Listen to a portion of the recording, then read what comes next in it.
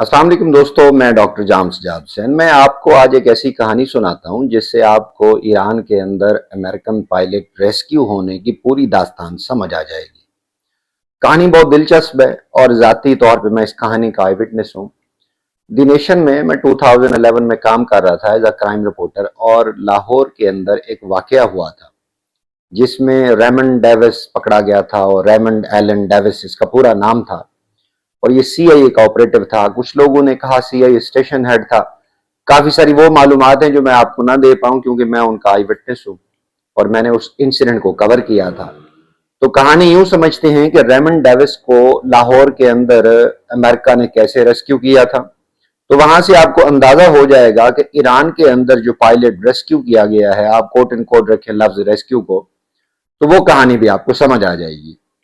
2011 کا دن تھا اور اس میں ہم لاہور میں اپنے آفس بیٹھے ہوئے تھے، اور ایک خبر ملی کہ کرتبہ چوک کے اوپر ایک امریکن نے 2 شہریوں کو قتل کر دیا ہے۔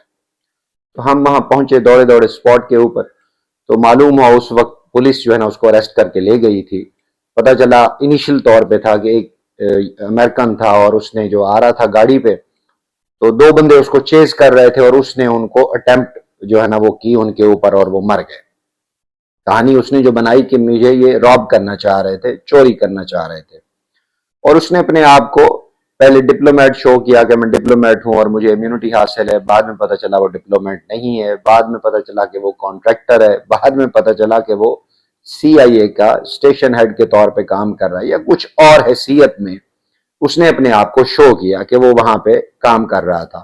اور انیشلی یہ اسلام آباد میں تھا، پھر لاہور آیا، تو اس کو پولیس نے اریسٹ کر لیا۔ لفظ پولیس کو بھی آپ کوٹ اینڈ کوٹ رکھیں۔ تو جب پولیس نے اس کو گرفتار کیا، اور اس وقت تھے سی سی پی او لاہور ایڈیشنل آئی جی اسلم ترین صاحب، حج کر کے آئے تو میں انہیں حاجی اسلم ترین صاحب کہا کرتا تھا، اب بھی حیات ہیں، اللہ تعالیٰ ان کو صحت دے۔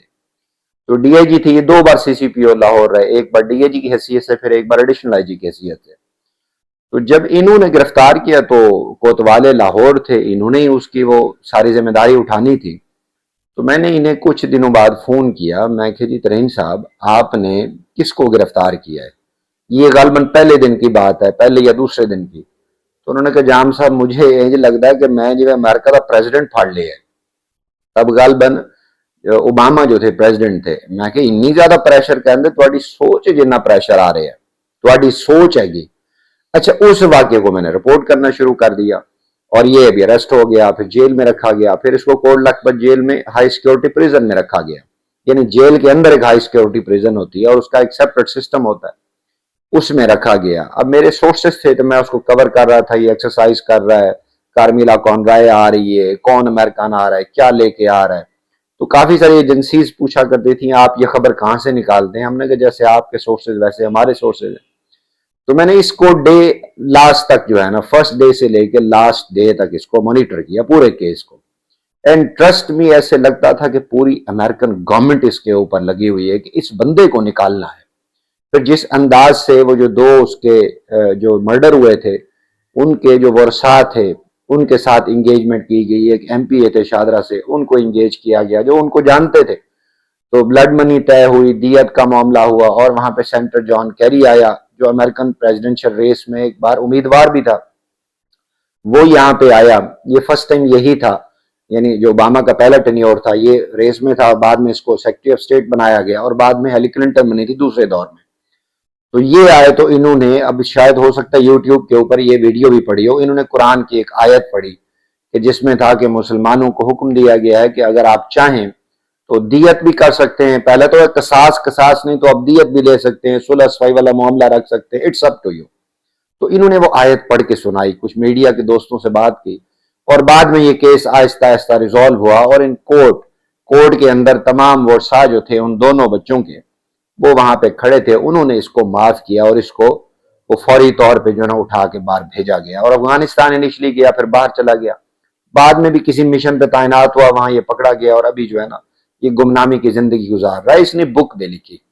تو کہنے کا مقصد ہے اس سارے آپریشن کے اندر جس انداز سے امریکن گورنمنٹ انوالو تھی، تو محسوس ہوتا تھا کہ یہ کوئی نارمل انسان نہیں ہے، یہ کوئی نارمل امریکن نہیں ہے۔ اب میں آپ کو ڈیٹیل میں شاید نہ بتا سکوں کہ وہ ایکچولی تھا کیا، تو اس کو خیر پاکستان کے اداروں نے بڑے طریقے کے ساتھ جو ہے نا اس کو آؤٹ کیا اور بتایا کہ ہم موجود ہیں.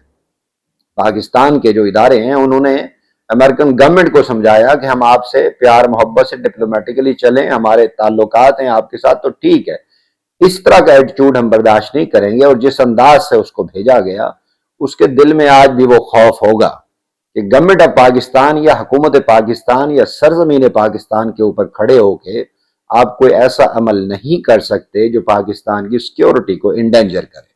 یہ ایک پہلو ہے. اب دوسرا پہلو شروع ہوتا ہے کہ جس انداز سے انہوں نے ایک پائلٹ کو ریسکیو کیا اور پوری دنیا میں اس وقت ڈومیننٹ میڈیا ایک کہانی سنا رہا ہے کہ امریکن پریزیڈنٹ بار بار ٹویٹ کر رہے ہیں، پوسٹ کر رہے ہیں کہ وہ کرنل اب سیف ہے، وہ اس وقت اچھی صورتحال میں ہے، ہی از ویری گڈ، اور پتہ نہیں کیا کیا بولے جا رہے ہیں، جو الفاظ آپ دیکھ رہے ہیں. اور ٹرمپ یہ بھی مان رہے ہیں کہ ہمارے 3 طیارے اس میں ختم ہو گئے ہیں، ہم نے خود ڈسٹرائے کیے. یہ ٹرمپ مان رہے ہیں. اب جو کہانی وہ نہیں مان رہے، آپ اس ریمنڈ ایلن ڈیوس کی کہانی سے آپ سمجھ جائیں گے کہ امریکہ ایک بندے کے لیے نہیں آیا، امریکہ پورے سسٹم کو بچانے کے لیے آیا، اور وہ سسٹم پاکستان نے اکھاڑ پھینکا. یہ گورنمنٹ آف پاکستان جانتی ہے، اس وقت جو لوگ رپورٹنگ کر رہے تھے وہ بھی جانتے ہیں. اب ایران کے اندر ان 3 طیاروں کے اوپر وہ آیا تھا پہلے، یعنی F-15 طیارہ جو ڈبل انجن طیارہ ہے وہ گرایا ایران نے، جس کو آج بھی رائٹرز سمیت کہہ رہے ہیں کہ وہ کریش ہوا، آج بھی لفظ کریش یوز کر رہے ہیں. تو ایران کے پاس یہ قوت موجود تھی کہ وہ ڈبل انجن طیارے کو آئیڈینٹیفائی کیا، ڈیٹیکٹ کیا، لاک کیا، گرا دیا. F-35 اسٹیلتھ ٹیکنالوجی کا طیارہ، اس کو آئیڈینٹیفائی کیا، ڈیٹیکٹ کیا، لاک کیا اور گرا دیا. یہ تو ایران کی سرزمین کی بات ہے. پھر آ جائیں کہ 3 طیارے خود امریکہ گرا کے چلا جاتا ہے. تو پہلے طیارے آپ کے کریش ہوئے. آپ کو یاد ہے جب ٹرمپ نے شروع میں جو جیرارڈ فورڈ بھیجا تھا اور ابراہم لنکن بھیجا تھا، آج تک ٹرمپ نے ان دونوں کا نام لیا ہے کہ وہ کدھر گئے. ایک بیڈلی وونڈڈ گیا اور دوسرا غائب ہو گیا. تو بڑا بلڈ اپ تھا، وہ سارا جو روب دبدبا تھا ملٹری کا وہ ختم. اب باقی رہ جاتے تھے آپ کے پاس F-35، وہ بھی روب ختم. F-15 وہ بھی ڈبل انجن طیارے ہیں، ایک تو اسٹیلتھ والا جو نظر ہی نہیں آتا، ایرانیوں نے وہ بھی گرایا. تو اٹ مینس کہ ان کے پاس کوئی ایسی چیز ہے، ایئر ڈیفنس سسٹم اتنا مضبوط ہے کہ آپ کے طیارے گرائے. پھر آپ کہہ رہے ہیں کہ وہ جو ایک جہاز سے پائلٹ گرا، آپ 2 دن تک تو وہ ملا نہیں، according to your point of view.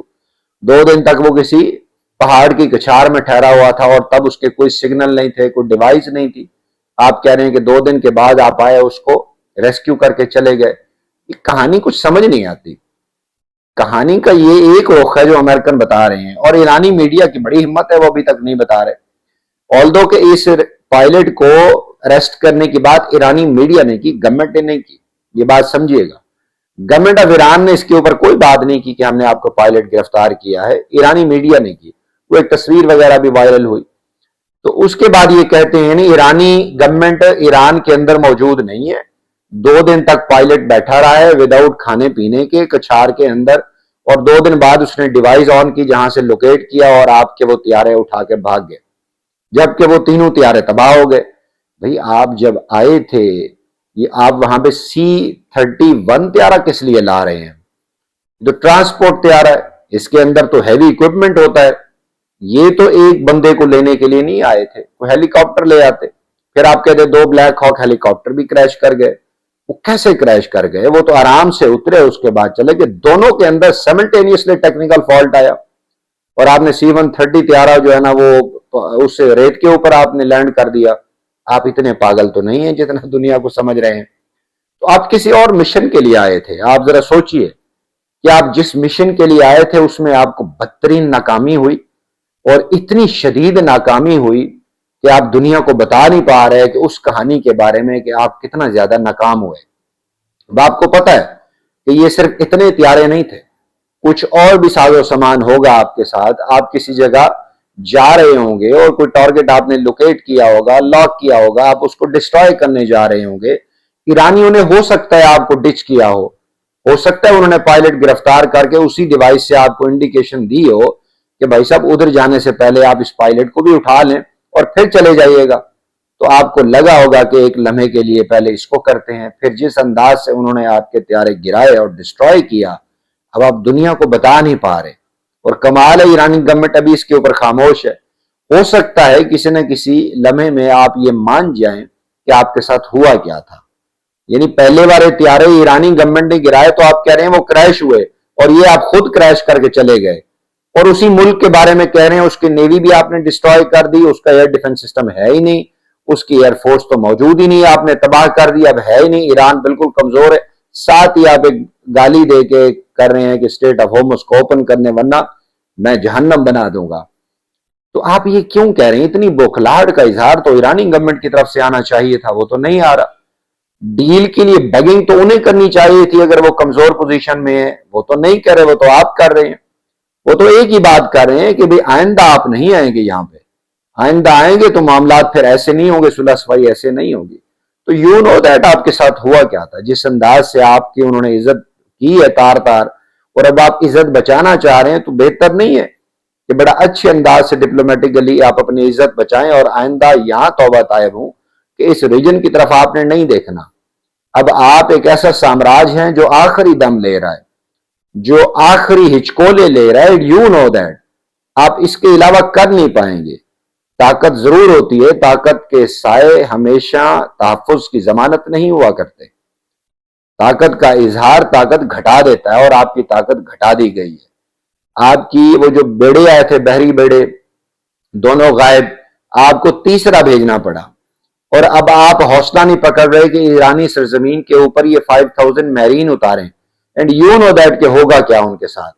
تو جس مقصد کے لیے آپ نے اس پائلٹ کو ریسکیو کیا، اگین کوٹ اینڈ کوٹ، اب دیکھیں وہ کس ڈیل کے ذریعے باہر جاتا ہے نہیں جاتا۔